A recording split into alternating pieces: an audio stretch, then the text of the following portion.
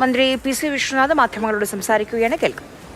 നമ്മുടെ ജില്ലാ ഭരണകൂടം റാന്നിയിലെ MLA ഉണ്ട്, ആറന്മുള MLA ഉണ്ട്, കോന്നിയിലെ MLA ഉണ്ട്, തിരുവല്ല MLA ഉണ്ട്, അടൂർ MLA ഉണ്ട്. ഇവരെല്ലാവരും അതുപോലെ തഹസീൽദാർമാർ, റവന്യൂ സംവിധാനങ്ങൾ, പഞ്ചായത്ത് പ്രസിഡന്റുമാർ, മറ്റ് തദ്ദേശ സ്ഥാപനങ്ങൾ എല്ലാവരും ഒരു ടീമായി ഈ ദിവസങ്ങളിൽ നിന്ന് ജനങ്ങളെ സുരക്ഷിത സ്ഥാനങ്ങളിലേക്ക് മാറ്റുവാൻ വേണ്ടി പരിശ്രമിച്ചിട്ടുണ്ട്.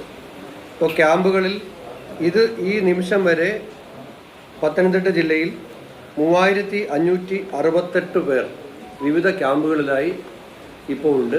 1076 കുടുംബങ്ങളാണത്. 95 ടോട്ടൽ ക്യാമ്പുകളാണ് പത്തനംതിട്ട ജില്ലയിലുള്ളത്. അപ്പോൾ 95 ക്യാമ്പുകളിലായിട്ടാണ് 3568 പേർ ഇപ്പോൾ ഉള്ളത്. ഇനിയും തീരത്ത് താമസിക്കുന്നവരോ താഴ്ന്ന പ്രദേശങ്ങളിൽ നദീ നിരപ്പ് വീണ്ടും ഉയർന്നാൽ വെള്ളം എത്താൻ സാധ്യതയുള്ളതായിട്ടുള്ള സ്ഥലങ്ങളിൽ നിന്നും ജനങ്ങളെ മാറ്റി പാർപ്പിക്കാൻ തദ്ദേശ സ്വയംഭരണ സ്ഥാപനങ്ങളും അതുപോലെ ജനങ്ങൾ സ്വയവും തയ്യാറാകണം എന്ന് വിനീതമായിട്ട് അഭ്യർത്ഥിക്കുകയാണ്.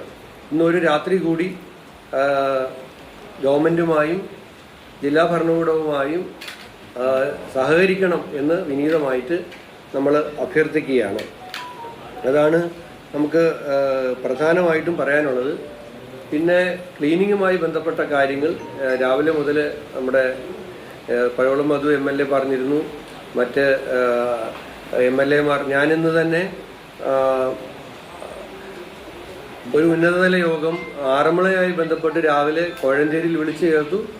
അതിനുശേഷം തിരുവല്ല താലൂക്കിൽ ഒരു ഉന്നതതല യോഗം ജനപ്രതിനിധികളുടെയും ഉദ്യോഗസ്ഥന്മാരുടെയും കളക്ടറുടെയും അവിടുത്തെ MLA ശ്രീ വർഗീസ് മാമൻ്റെയും സാന്നിധ്യത്തിൽ വിളിച്ചു ചേർത്തു.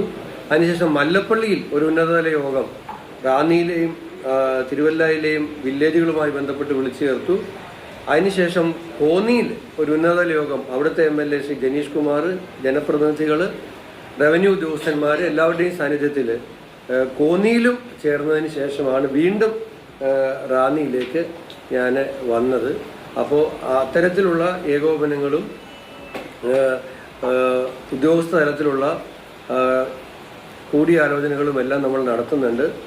സംവിധാനങ്ങളെ അലർട്ടാക്കി നിർത്താൻ പരിശ്രമിക്കുന്നുണ്ട്. ജനങ്ങളുടെ ഭാഗത്തു നിന്നും ഇക്കാര്യത്തിൽ ഒരിക്കൽ കൂടി സഹകരണം അഭ്യർത്ഥിക്കുകയാണ്. ക്യാമ്പുകളിൽ സഹായം നൽകാൻ ഒരുപാട് സന്നദ്ധ സംഘടനകൾ തയ്യാറായി വരുന്നുണ്ട്. വീണ്ടും അഭ്യർത്ഥിക്കുകയാണ്. സർക്കാർ എല്ലാ കാര്യങ്ങളും ചെയ്യുന്നുണ്ട്, പക്ഷേ താല്പര്യമുള്ള സന്നദ്ധ സംഘടനകൾ ഇപ്പോൾ വരുന്നുണ്ട്. അവരോടുള്ള നന്ദിയും ഈ അവസരത്തിൽ ഞങ്ങൾ ഗവൺമെൻറ്റിന് വേണ്ടിയിട്ട്, ജില്ലാ ഭരണകൂടത്തിന് വേണ്ടിയിട്ട് ഈ അവസരത്തിൽ അറിയിക്കുകയാണ്.